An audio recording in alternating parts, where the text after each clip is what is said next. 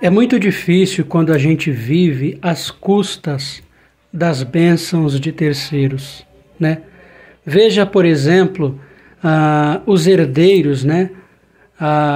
Os sucessores, as gerações pós-Abraão, né? Da Bíblia, né?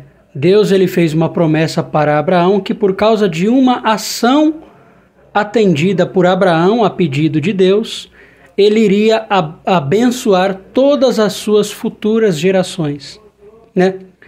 E ocorre que as gerações de Abraão foram gerações prósperas, abençoadas, mas foram abençoadas por seus próprios, por suas próprias ações de méritos?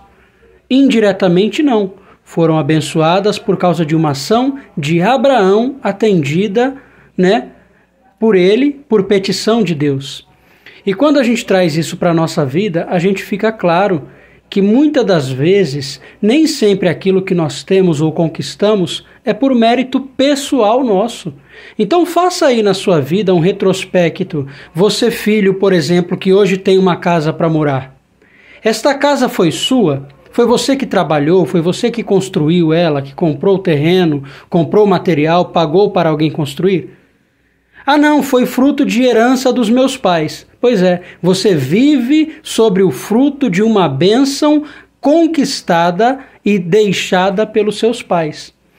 Isso é uma coisa boa e ruim?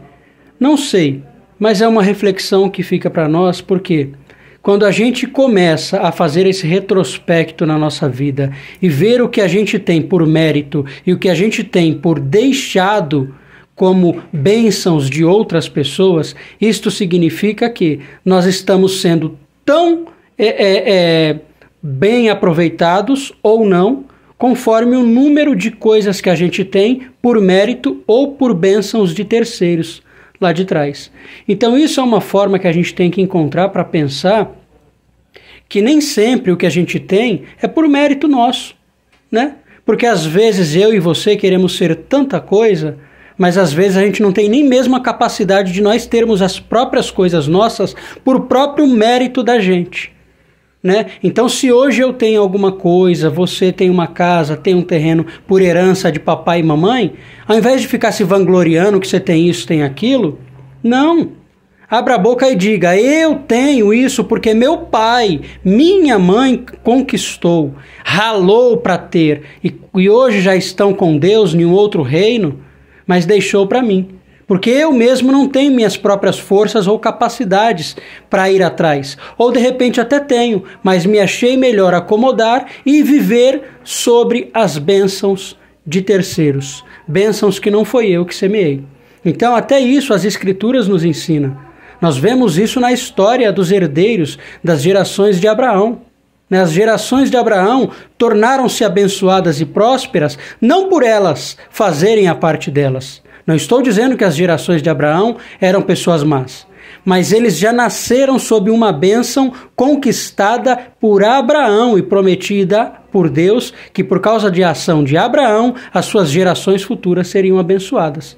Ou seja, se a gente parar para analisar, mesmo que as gerações de Abraão futuras simplesmente só resolvessem viver sobre a bênção herdada por Deus ter prometido por Abraão, eles já seriam as gerações mais ricas da terra naquela época, mesmo sem semear nada, porque eles iriam viver sob as custas das bênçãos prometidas por Deus na vida de Abraão para as suas gerações futuras.